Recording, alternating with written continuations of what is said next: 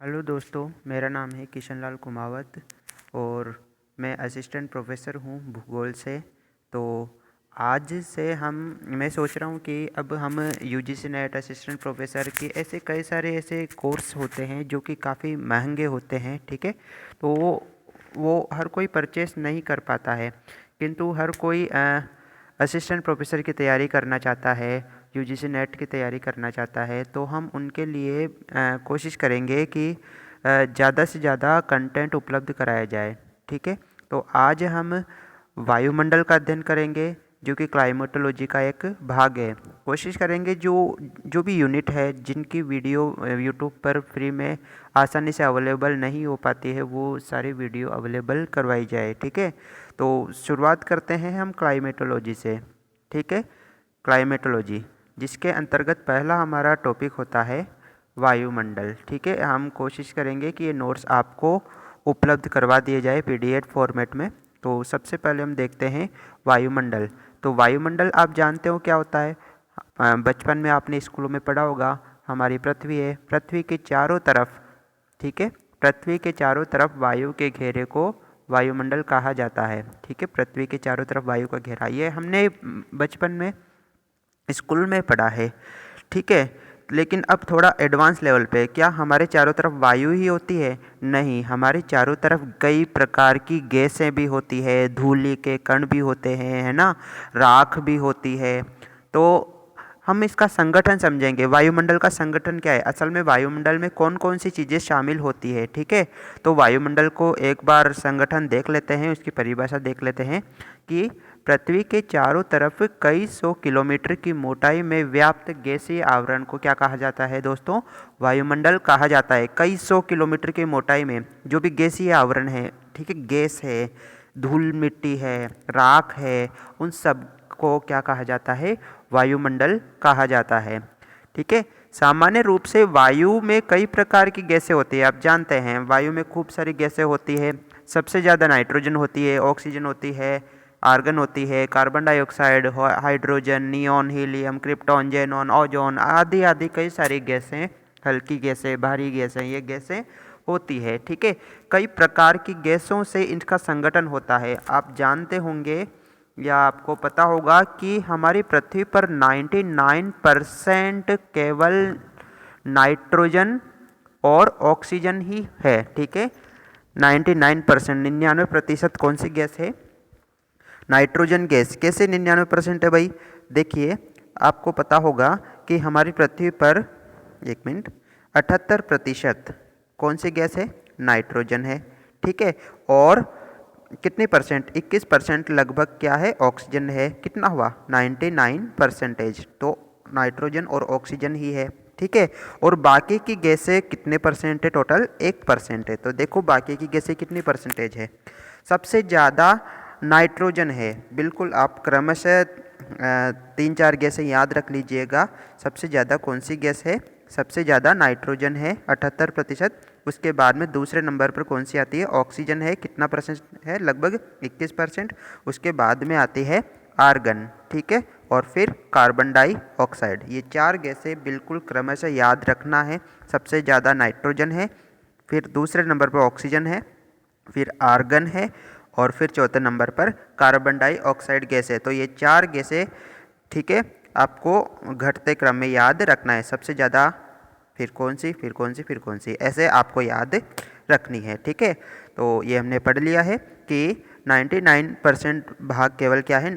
Nitrogen और oxygen है, जिसमें से नाइट्रोजन कितना है? 78% और 21% ऑक्सीजन है। बाकी कई गैसों का प्रतिशत कम है, जैसे आर्गन, कार्बन डाइऑक्साइड गैस। देखो ध्यान रखना, यहाँ पे तो कुछ गड़बड़ हो सकती है। क्या गड़बड़ हो सकती है भाई? ये गड़बड़ हो सकती है। तो हमें तो ये तो पता है कि सबसे ज़्यादा नाइट्रोजन है, फिर ऑक्सीजन है, लेकिन कभी कभी हमारे दिमाग में ये आता है कि फिर तीसरे नंबर पर कार्बन डाइऑक्साइड होगी। नहीं, बिल्कुल नहीं है। तीसरे नंबर पर आर्गन ही है, ठीक है, आर्गन गैस। और चौथे नंबर पर कार्बन डाइऑक्साइड गैस, बिल्कुल याद रखना, ठीक है। तीसरी सबसे ज़्यादा गैस कौन सी है? आर्गन। कार्बन डाइऑक्साइड गैस नहीं, आर्गन है, ठीक है। और चौथे नंबर पर कार्बन डाइऑक्साइड गैस है। और अन्य गैस जैसे hydrogen, neon, helium, krypton, xenon, ozone, ये भी है। और चूँकि हमें पता है कि निचले स्तर में जो भारी गैसें होती है वही पाया जाता है, ठीक है। जो हमारी पृथ्वी है, पृथ्वी के निचले स्तर पे कौन सी गैसें पाई जाएगी? जो गैसें कैसी होगी? भारी होगी। और ऊपर कौन सी गैसें पाई जाएगी? जो गैसें हल्की होगी, ठीक है। वही गैसें तो पाई जाती है, ऑक्सीजन हो गई और कार्बन डाइऑक्साइड गैस हो गई, ये कौन सी गैस है? ये भारी गैस है, ठीक है। और नाइट्रोजन और इसके अलावा हाइड्रोजन, हीलियम, जेनॉन, क्रिप्टॉन, ये हल्की गैसें हैं, ये ऊपर पाई जाती है वायुमंडल के, ठीक है। तो निचले स्तर पर भारी गैसें पाई जाती है। और carbon dioxide gas 20 kilometre, oxygen और नाइट्रोजन 100 किलोमीटर, हाइड्रोजन 125 किलोमीटर, ठीक है। और अधिक ऊंचाई पर जैसे जाओगे वो हल्की गैसें पाई जाएगी, जैसे हीलियम, नियॉन, क्रिप्टॉन, जेनॉन, ये गैसें पाई जाती है, ठीक है। और गैसों के अलावा तो पहली बात तो हमने किसकी कर ली भाई? गैसों की बात कर ली। गैस से सब समझ गए, ठीक है। गैस से अगर कोई प्रश्न आता है तो वो बिल्कुल भी नहीं छोड़िएगा, ठीक है। अब गैसों के अलावा पहली बात गैसों की हो गई संगठन में, दूसरी बात किसकी? जलवाष्प की करते हैं। जलवाष्प बहुत इंपॉर्टेंट है, ध्यान रखना। और जलवाष्प का महत्व बहुत ज़्यादा है।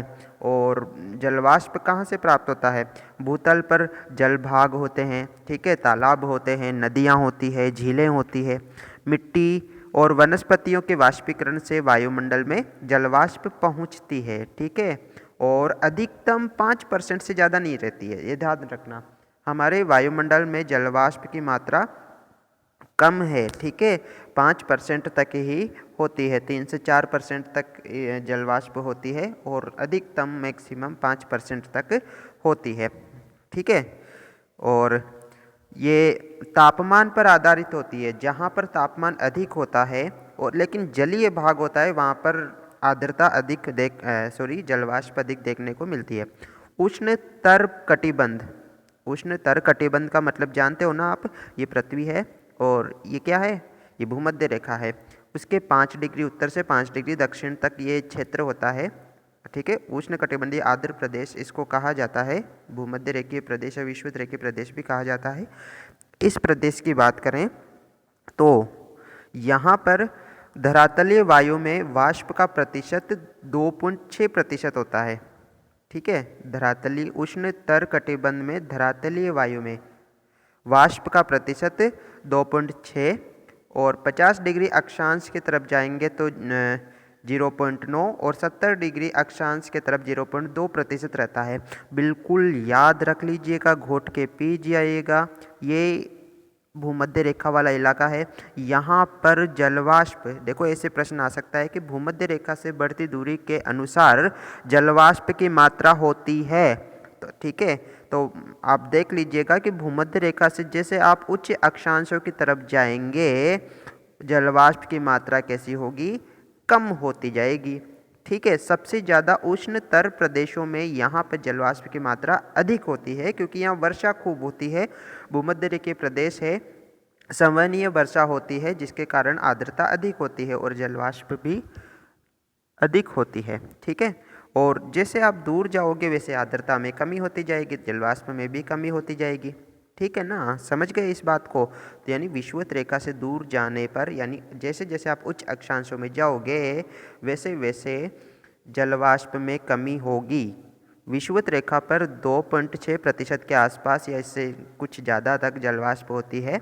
और 50 डिग्री इस क्षेत्र की बात कर रहे हैं, ठीक है।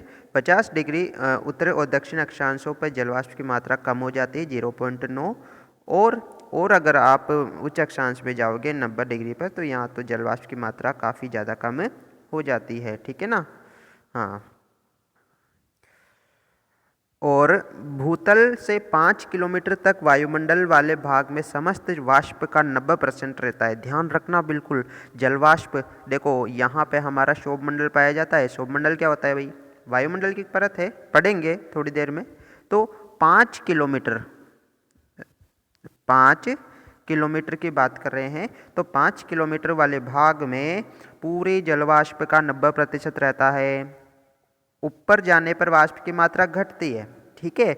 और वाष्प के कारण ही, जलवाष्प के कारण ही सभी प्रकार के बादल बनते हैं, संघनन होता है, वर्षा होती है, ठीक है ना? और वर्षा के अलग अलग रूप है, जल वृष्टि होती है, तुषार, हिम, ओस, ओले पड़ते हैं, ये सब कुछ किसके कारण होता है? जल वाष्प के कारण ही होता है।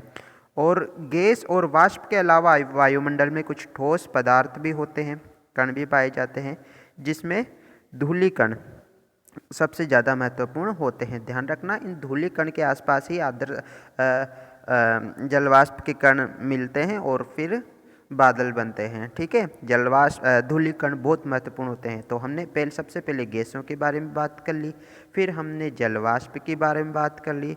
अब हम बात करते हैं धूलिकण के बारे में बात कर लेते हैं। ठीक है, धूल के कण, ठोस कण, धूलिकण नहीं, ठोस कण पाए जाते हैं, जिसमें धूल मिट्टी के कण भी होते हैं, और ठीक है, और राख के कण भी होती है। और इन्हीं के कारण वायुमंडल में कई सारी घटनाएं पाई जाती है। सूर्य से आने वाले किरणों में प्रकीर्णन इन्हीं कणों के कारण होता है, बिल्कुल याद रखिएगा।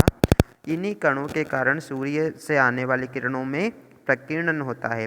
ठीक है, और आकाश का नीला रंग हमें सूर्योदय और सूर्यास्त एवं गोधूली के समय नयनाभिराम, मतलब कि थोड़ा सा ऑरेंज टाइप का दिखता है ना सूर्योदय और सूर्यास्त के, वो किस कारण होता है? धूलीकरण के कारण ही होता है। प्रकाश का प्रकीर्णन किसे कहते हैं? प्रकीर्णन आप जानते हो ना, जैसे ये क्या है, वायुमंडल में हमारे सब धूलिकण है, यहाँ सूर्य का प्रकाश आया, अब इसका प्रकीर्णन हुआ। सूर्य का प्रकाश अलग अलग किस किस रंग का होता है? श्वेत कलर का होता है। फिर उसके बाद में ये 7 अलग अलग कलरों में विभक्त हो जाता है, यानी कि प्रकीर्णन फैल जाता है, एक प्रकार से हम कह सकते हैं प्रकाश का। और प्रकाश का श्वेत रंग 7 रंग से, जिसको विबग्योर बोलते हैं, मिलकर के बना हुआ होता है। ठीक है, ये हम और डिटेल में थोड़ी देर में या आने वाली वीडियो में पढ़ लेंगे। ठीक है, तो प्रकाश का जो परिवर्तन होता है, वो परिवर्तन किसके कारण होता है? वो परिवर्तन धूलिकणों के कारण ही होता है। और वर्षा, कोहरा, बादल, ये सब धूलिकण के कारण ही होते हैं। अब हम वायुमंडल का स्थिरीकरण देखते हैं। स्थिरीकरण का मतलब इस परतदार परत देखते हैं। ठीक है, तो हम इस वीडियो को अभी रोकना चाहेंगे। ठीक है, हम अगली वीडियो में वायुमंडल के सभी स्तरों को देख लेंगे। ठीक है, तो अब तक आप इसको रिवीजन कीजिएगा। ठीक है, और पढ़िएगा। वीडियो कैसी लगी आप कमेंट कीजिएगा।